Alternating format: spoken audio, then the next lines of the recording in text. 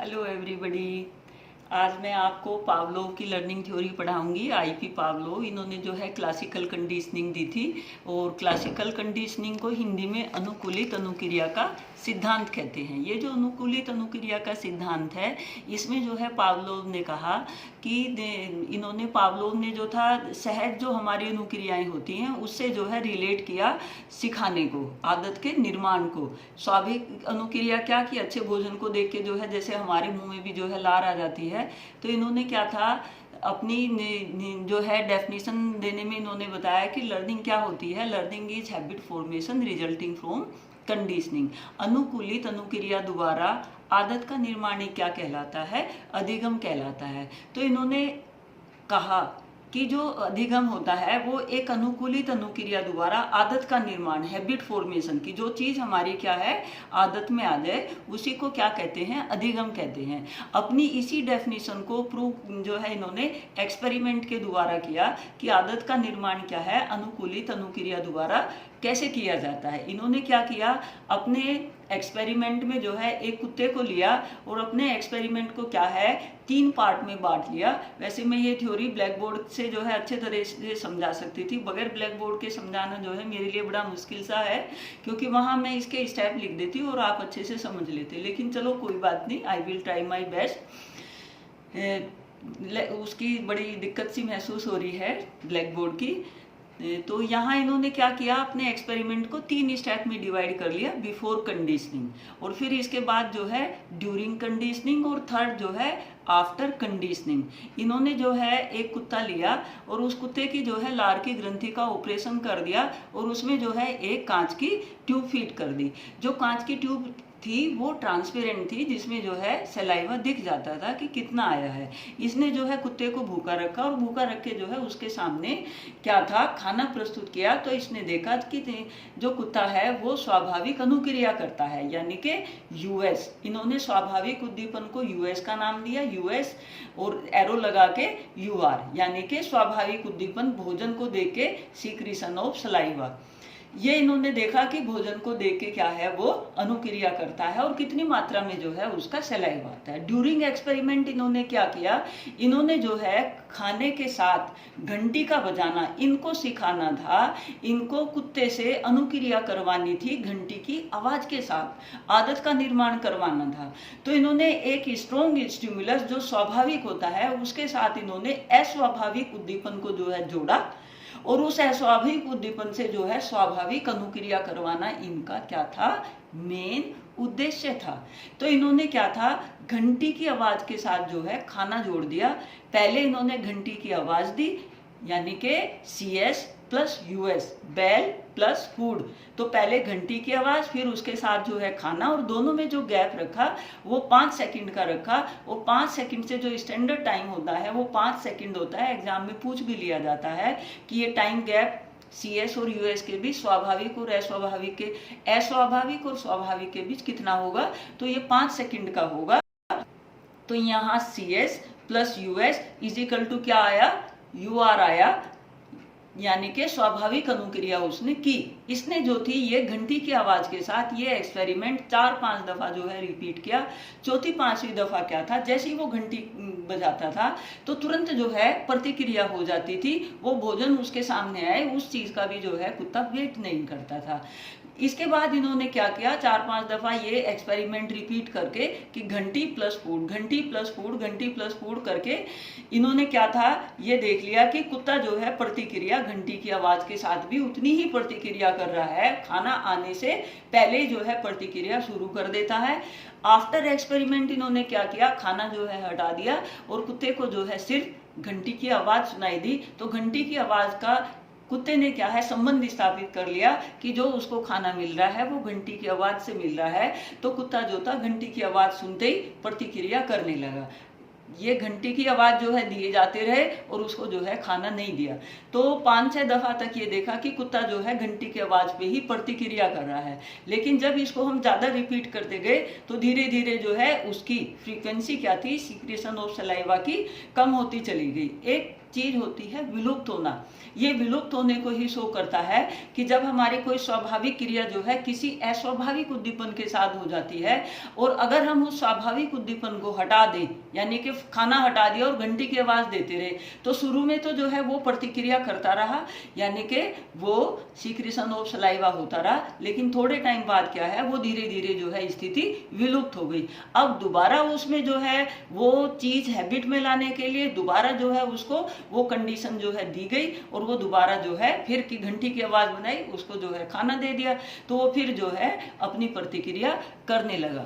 तो यहाँ जो है 3-4 बातें हैं। एक तो कंडीशनिंग और डिकंडीशनिंग, दो चीजें होती हैं कि हम कंडीशन भी करते हैं और डिकंडीशन भी कर सकते हैं, कि जो वो घंटी की आवाज के साथ खाना बगैर दिए वो जो प्रतिक्रिया करता था, क्या सीक्रेशन ऑफ सलाइवा, अगर हमने उसकी इस आदत को छुड़ाना हो तो हम क्या कर सकते हैं। हमने क्या पावलोव ने किया कि घंटी की आवाज के साथ उसने जो है तुरंत लाइट की तेज रोशनी जो है उस पर डाल दी, तो वो डिकंडीशनिंग कहलाता है। अगर हमने जो है तुरंत किसी की जो है मनोस्थिति को रोकना हो तो तुरंत उसके साथ क्या है, दूसरी डी मतलब डबल कोई चीज जो है नेगेटिव वो दे दो, तो तुरंत वो चीज क्या होगी, उसकी डिकंडीशनिंग हो जाएगी और वो प्रतिक्रिया नहीं करने का।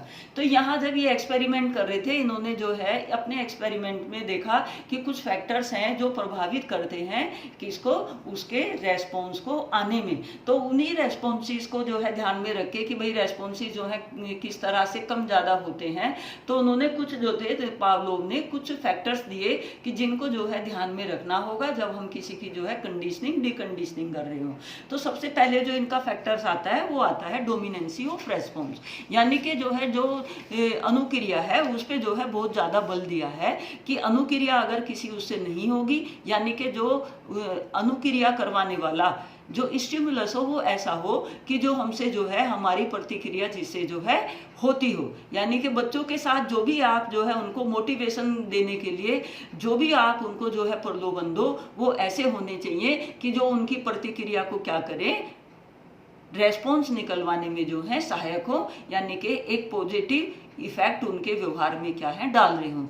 और यहाँ एक और कहने का मतलब ये है कि जब पावलोव जो है उसको सिखा रहे थे तो उसके व्यवहार में जो है जो घंटी की आवाज थी वो 3-4 दफा जो है रिपीट की थी। 4 दफा बाद जो है जो डॉगी था वो सीखा था कि भाई जो उसको खाना मिल रहा है वो घंटी की आवाज से मिल रहा है। तो रेस्पॉन्स की जो है रेस्पॉन्स निकलवाने के लिए यहाँ पॉजिटिव जो खाना था वो 3-4 दफा जो है दिया गया था। तो ये नहीं है कि हम एक दफा किसी को प्रलोभन दें वो उससे सीख जाएगा, उससे नहीं सीखने का, रिपीट करना पड़ेगा, यानी कि प्रैक्टिस जो है अनिवार्य है। इसके बाद जो सेकंड फैक्टर इन्होंने अपने उसमें दिया वो दिया उन्होंने एज, कि जो एज भी होती है वो भी क्या है प्रभाव डालती है किसके ऊपर। अगर किसी की जो है एज ज़्यादा होगी तो वो जो है इनमें जो है डिफरेंस कर लेगा कि भाई मतलब ये घंटी की आवाज़ से मिल रहा है या प्रतिक्रिया किससे करनी है। तो जैसे जैसे हम बड़े हो जाते हैं तो हमारे व्यवहार पे जो है इन पनिशमेंट और रिवार्ड का बहुत ज़्यादा फर्क नहीं पड़ता। ये चीज़ें जो है छोटी स्टेज पे ही अप्लाई ज़्यादा की जा सकती हैं। फिर इसके साथ जो है time relationship between 2 stimulus, 2 stimulus के बीच जो है जो टाइम का वो है वो 5 सेकेंड से ज़्यादा का नहीं होना चाहिए, वरना जो है जो हम चीज़ उनको सिखा रहे हैं वो जो है विलुप्त हो जाएगी। तो जब हम बच्चों को पढ़ाते हो तो पनिशमेंट और रिवार्ड फैसला ऑन द स्पॉट जो है हमने कर देना चाहिए। उस काम को जो है हमने अपने पनिशमेंट और रिवार्ड को डिले नहीं करना चाहिए। जैसे कहते भी हैं कि तुरंत जो है जैसी क्रिया हो वैसी प्रतिक्रिया जो है टीचर ने भी बच्चों के रेस्पॉन्स पे देनी चाहिए। अगर हम बाद में करेंगे तो वो चीज़ उतनी प्रभावशाली नहीं होती। रिपीटिशन ऑफ स्टिमुलस पे भी जो है प्रभाव डाला है कि रिपीट किए गए हैं। यहाँ भोजन जो है 4-5 दफा दिया गया है। तो जब हम जो है कहने का मतलब है जब कंटेंट प्रस्तुत किया जा रहा हो तो भी जो है स्टिमुलस को ध्यान में रख के जो है प्रस्तुत कर चाहिए। इसके बाद नेक्स्ट आता है इमोशनल मोटिव फैक्टर, कि जो इमोशनल मोटिव जो है जो हमारी इमोशंस होती हैं वो भी क्या है हमारे जो है सीखने के ऊपर प्रभाव डालती है। अब जैसे जो है यहाँ कुत्ते को जो खाना दिया गया था पता है कि भाई उसकी इमोशंस यानी कि वो उसके प्रति प्रतिक्रिया करता है।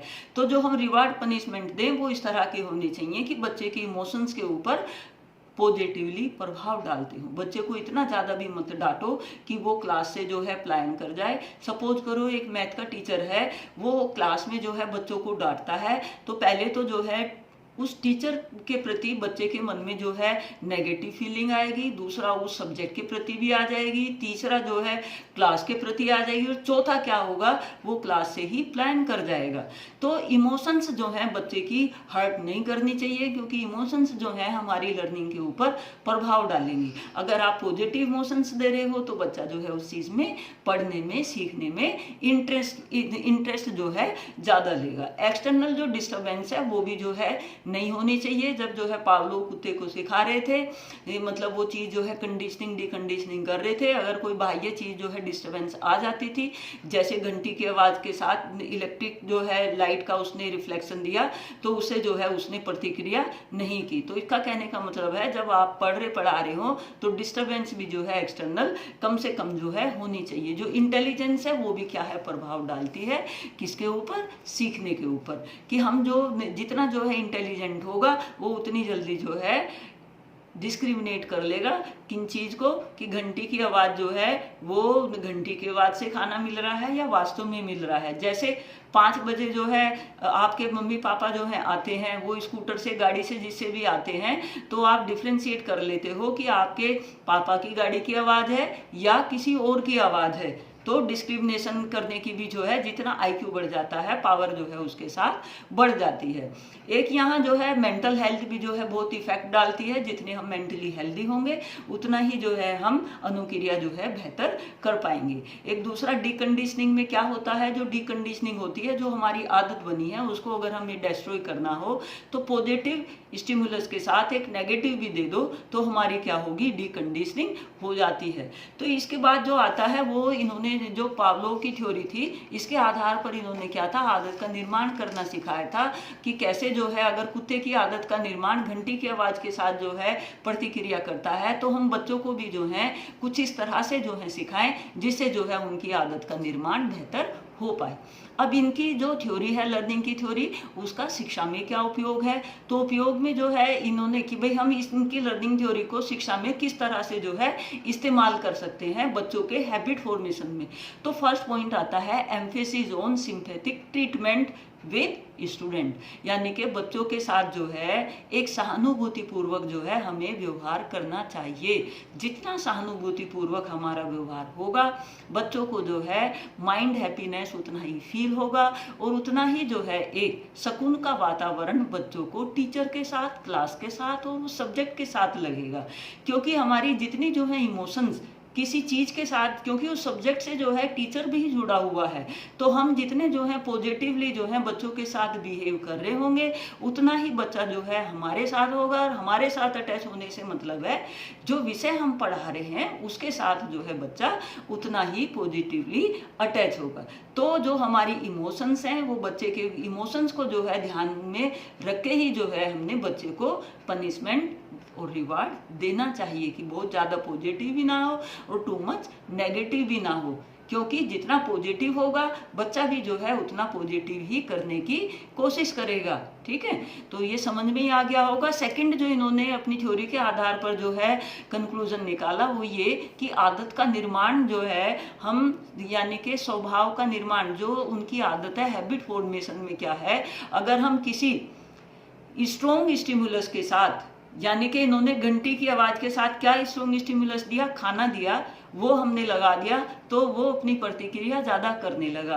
तो यहाँ स्ट्रॉन्ग स्टिमुलस वाला जो है ये कहता है कि जब आप बच्चों को कोई कंटेंट पढ़ाओ तो उस कंटेंट के साथ जो है कुछ इस तरह की जो है नीड बेस्ड जो है आपकी टीचिंग हो, जिससे जो है उनकी आदत का निर्माण होने में जो है आपका पढ़ाया हुआ सहायक करे। अब कैसे हैबिट फॉर्मेशन, यहाँ आप कंटेंट को अगर जो है नीड से जोड़ोगे, क्योंकि हम जो भी कुछ पढ़ा रहे हैं उसमें जो है हम अपनी लाइफ में जो है आवश्यकताओं की पूर्ति करना चाहते हैं, हम आवश्यकता की अपना जीवन यापन करना चाहते हैं। तो आप उस कंटेंट को जो है, जो भी जहां भी वो कंटेंट जो है इस्तेमाल हो रहा हो, कंटेंट को जो है वहां उसको रिलेट करके पढ़ाओ, उसको एग्जाम्पल दे के पढ़ाओ, तभी जो है बच्चों की आदत का निर्माण क्या है, हो सकता है। इसके बाद इन्होंने जो है एम्फेसिस डाला teaching of letters and meaning of words. अगर हम बच्चों को क्या है अक्षर तथा शब्दों का अर्थ सिखा रहे हैं तो वहाँ भी क्या है ये थ्योरी बहुत ज़्यादा हेल्पफुल है। सपोज करो हमने चरखा सिखा रहे हैं तो बच्चों को हम चरखाना बोल के से चाचा को भी दिखा रहे हैं और वहाँ बच्चे को क्या है बनाना भी सिखा रहे हैं, कैसे कबूतर ऐसे आम। तो हम चीज़ों को जो है जब उनको पढ़ा रहे हैं तो हम चीज़ वास्तविक रूप में भी दिखा रहे हैं और हम जो है उस अक्षर को भी जो है प्रस्तुत कर रहे हैं, तो बच्चा संबंध स्थापित करके चीज़ों को जो है जल्दी सीख जाता है। इसके बाद जो है इन्होंने पॉइंट दिया एम्फेसिस ऑन प्रैक्टिस पर भी जो है ज़्यादा बल देना चाहिए बच्चों को पढ़ने पढ़ाने, और उनको जो है कि भाई वो लिखें, उसका टेस्ट दें और फिर घर जाके पढ़ें। बच्चों को जो है तोड़ मरोड़ के चीज़ों को प्रस्तुत करना और चीज़ों को जो है उस कंटेंट का जो है अभ्यास करके हम क्या है आदत का निर्माण कर सकते हैं। डेवलपमेंट ऑफ क्या है एटीट्यूड, हमें क्या है बच्चों की अभिवृत्ति का भी विकास करना चाहिए। अगर अभिवृत्ति का उनकी विकास नहीं किया है, जितना आज जो है अभिवृत्ति विकसित होने में एटीट्यूड फॉर्मेशन कब होता है, जब हम उस चीज़ को जो है खुद इंटरेस्ट से करते हैं। जब हम इंटरेस्ट करेंगे, जहां हमारा इंटरेस्ट होगा तो एटीट्यूड जो है अपने आप विकसित हो जाएगा। और इंटरेस्ट क्रिएट करने के लिए जो आपका कंटेंट आप प्रस्तुत कर रहे हो वो नीड बेस्ड होना चाहिए, जिससे जो है बच्चा उसके साथ जो है इमोशनली अटैच हो। तो जितना जो है बच्चा नीड बेस्ड हम कंटेंट को प्रस्तुत करेंगे उतना ही डेवलपमेंट हमारा उस कंटेंट के प्रति, जब हैबिट फॉर्मेशन होगी तो एटीट्यूड फॉर्मेशन जो है उसके साथ साथ हो जाएगा। डेवलपमेंट ऑफ वेरियस हैबिट्स, बच्चों में जो है विभिन्न आदत का निर्माण जो है करने के लिए भी इस वाली लर्निंग थ्योरी का क्या है इस्तेमाल किया जाता है। इसके बाद नेक्स्ट पॉइंट आता है helpful to leave bad habits. अगर बुरी आदत छुड़वानी हो तो इस थ्योरी का जो है इस्तेमाल किया जाता है। कैसे, अगर कोई दारू पीता है और उसकी दारू पीनी छोड़नी सिखानी है तो क्या करती हैं पत्नियां और माताएं जो हैं उसकी दारू में जो है गोलियां आती हैं वो डाल देती हैं। जब वो दारू पीता है तो उसको जो है उल्टी होती है।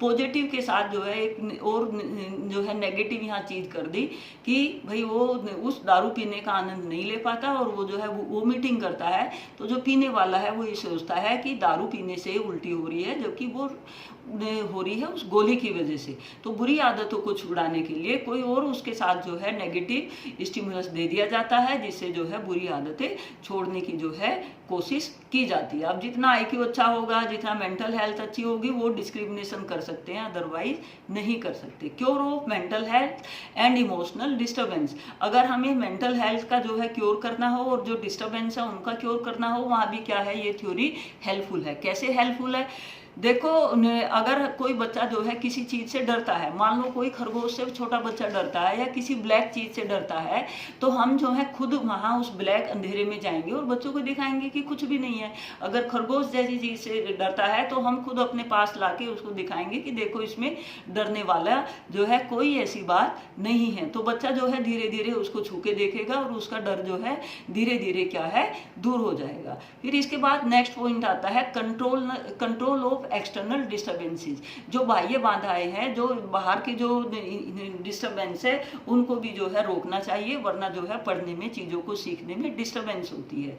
Quick decision about reward and punishment और रिवार्ड के संदर्भ में हमें जो है तुरंत डिसीजन ले लेना चाहिए। साथ के साथ जो है जैसा बच्चा बता रहा हो कर रहा हो उसको वैसा ही जो है हमने तुरंत रिएक्ट कर देना चाहिए। छात्रों की क्या है आवश्यक, नेक्स्ट पॉइंट आता है सेटिस्फैक्शन ऑफ स्टूडेंट्स नीड, छात्रों की आवश्यकताओं की संतुष्टि करना जो है जरूरी है। अगर आवश्यकताओं की संतुष्टि नहीं होगी तो बच्चे जो है पढ़ने में इंटरेस्ट नहीं लेने के। हमारा पढ़ाया हुआ क्या होना चाहिए, नीड बेस्ड होना चाहिए, तभी जो है उनकी आवश्यकताओं की संतुष्टि हो सकती है। इसके बाद है एम्फेसिस ऑन इंडिविजुअल डिफरेंसेस, व्यक्तिगत विभिन्नताओं पर भी क्या था पावलोव ने जो है एम्फेसिस डाला कि क्लास में जो है विभिन्नताएं होती हैं, सबको जो है विभिन्नताओं को ध्यान में रखते हुए कंटेंट को प्रस्तुत करना चाहिए। इसके बाद जो नेक्स्ट पॉइंट आता है वो आता है इम्पोर्टेंस ऑफ चिल्ड्रंस मेंटल, हमने क्या है बच्चों की मेंटल हेल्थ का भी जो है ध्यान रख चाहिए।